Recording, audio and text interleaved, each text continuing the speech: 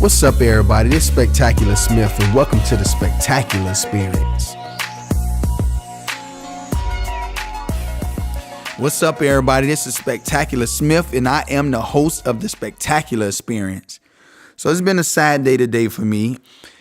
I actually started off on Twitter and grew on my Twitter pages. I created a cat called Grumpy Cat, and I made the cat go viral. It became one of the most popular memes at the time. This was like in 2012, and the cat just blew up. I mean, the cat is worth over $100 million right now. But the sad news is the cat passed.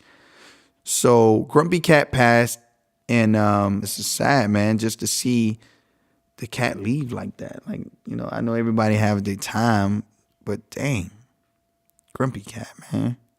I actually seen a cat on YouTube.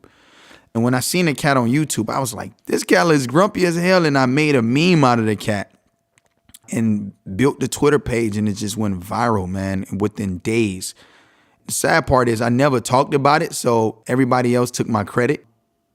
And that's just a prime example of how the things that you get involved with, you got to make sure you got a stake in it, because Grumpy Cat was one of my biggest lessons in life. I put a lot of time and energy in blowing up that cat on social media and didn't get, really anything from it because I was so young at the time. I didn't really cross my T's, dot my I's, and I really didn't get involved with the business side of it like that. I was really on the fun side of it. So that was a lesson for me to really come in and make sure that I'm putting focus on the business, making sure I got trademarks, making sure that, I'm negotiating with, the owner of the cat, because I wasn't even thinking about the cat owner taking all the credit and really coming in and, taking the credit for blowing the cat up or the cat going viral like that. So I would have reached out to them if I can do it all over again, come up with a partnership with them and say, hey, listen, I'm blowing this cat up. This cat went viral. So let's come up with a partnership and come to them and come up with a 50-50 deal, or say, hey, listen, at least I get a residual off of it, or creating my own merchandise. So instead of it being in Walmart and Macy's and things like that, I could have had my own online store and selling my own merchandise, pitching it to those online stores or those Macy's and Walmarts myself, and creating a company around it instead of just going in and having fun and, creating trending topics and memes and everything like that. So you guys got to think about the same thing, because I know a lot of people that's listening to this is probably in my same situation right now, where you're putting focus and time and energy on something that you don't have a share in or equity stake in, or don't have a business worked out or a game plan to position yourself to launch something else. Okay. So a lot of times people, and don't get it twisted, don't chase away your blessing and being too cocky and too businessy with certain things, right? Because even if Grumpy Cat told me, hey, Spec, you can't get any equity from this, at least I would have said, hey, well, let's make sure that, I can use this Twitter page to, create other assets to promote the brand, or did, a residual from the products that I created. So maybe I wouldn't have got stake in the Grumpy Cat name in general, but maybe I would have created a partnership where I could license the name and do what I wanted to do with the name and likeness of what I create, and make that. So hey, listen, I'm gonna blow this up for you. You can keep the name, but I want to license the name on the behalf of Grumpy Cat, and I want to do a 50-50 split on the things that I create or the products that I create for this and the stores that I get it in, and I get 50-50 stake in that. And they would agree to that. It was at the ground floor, and it would have worked out.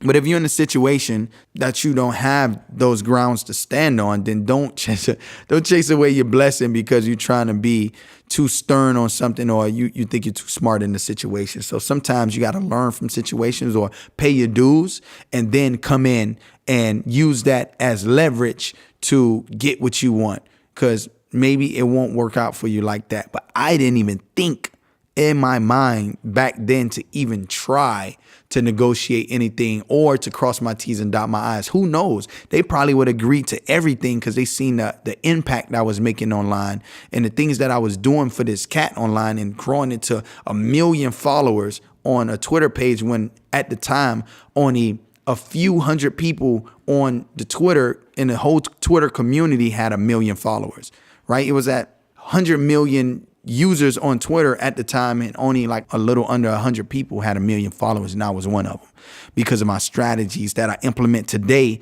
in my business AdWizard that I do for all personality brands and helping them go viral. And now I'm blessed to actually teach it in my program, AdWizard Academy, where students can learn the same strategies. But I didn't think about all that back then. So now I understand. So everybody who's in a position like that, make sure you're positioning yourself as a partnership or as somebody who can leverage the things that they know and putting that towards something that's going to benefit them in the long run. All right. Something that can set up their kids, or something that they can utilize those strengths that they have and actually launch something for themselves. Okay. And do what you got to do. Maybe it might be an idea that you bring to somebody that you can position yourself in a company to raise up the ladder with that, right? Or to get a bonus. My point of what I'm making is make sure if you do something that has that much impact to build a whole brand that you're actually getting some out of it. All right. So don't make the mistake that I made. Go in, crush it, but make sure you're getting compensated for it in some type of fashion, okay? Because that's always powerful for you to go in and position yourself the right way from the beginning. Don't come all the way towards the tail end and now you're trying to negotiate something. That's just a bad look, all right? Not saying it's not possible, but it's good to start it off and make sure everybody is on the same page from the beginning. Because when you try to negotiate at the end, and you already came up with your deal, it kind of looks bad on you when you already came up with a solid deal and then you try to come and negotiate on the back end on some totally opposite on what you guys came up with. Now, if you negotiate like a better percentage or a better split and you already have that in stone, that's always good. But, you know, my whole thing is I tell everybody who I mentor or who I give advice to, then you never know. I can't tell myself no. So you can still go out and try. Sometimes it's a bad look depending on what you negotiate on the front end, but you know, it don't hurt to try and to ask. I can't tell myself no. So keep that in mind when you're going to negotiate. You can't tell yourself no, and it don't hurt to try. No question is a dumb question. All right. I want to give you guys an example of the music industry. It's like coming in the music industry saying you want all your masters. I want an 80-20 split. And, you know, I want you to put up all the money and I don't want to put up anything. I want you to build your team. I want to use all your resources. You know, I want to do all this stuff, right? You might not end up getting a deal because you just know too much. Sometimes it's good just to take the back seat and understand what's going on, but you just make the sacrifice. So the whole point is that when you positioning yourself, you can ask for it. And if you don't get it, if it still benefits you, because it still might have benefited me to use Grumpy. Matter of fact, it benefits me now because I get to say I help create Grumpy Cat. So just because I didn't get paid on the front end and the back end, don't mean that, you know, I can't take my lesson and use it as a story to gain credibility from it. So if it still benefits you, still do what you got to do. But don't be scared to ask for that percentage. Don't be scared to ask for that, you know, partnership or whatever you got to do. But don't run it away. If it actually benefits you, you can still do it without getting it. But don't be scared to ask for it. And I think that's my main thing I'm trying to say to you guys, so it's not going over nobody's head. Because you can come in the music industry and just ask for all this stuff, ask for all this money, and then nobody ever want to sign you. Nobody ever want to work with you because you just want too much or you just know too much. And nobody want to deal with somebody who know too much. So sometimes you even got to dumb down what you know to people, you know, and act like you don't even know much just so you don't run them off.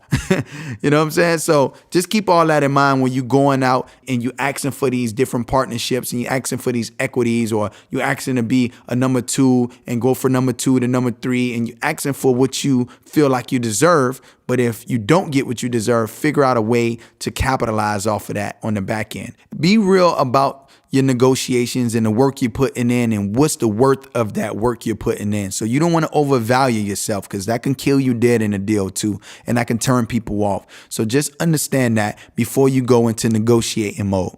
So I'm out this thing. So go out, do what you got to do. Make sure you're crossing your T's, dotting your I's. And you already know I'm going to say this, and I'm going to say it every time. Make sure you subscribe to the podcast. Make sure you share this out to somebody who needs to hear this. Make sure you rate me and actually leave me feedback. I read all the feedbacks. I love you guys. Post it on your social media. Tag somebody. Love you guys. Peace. I'm out.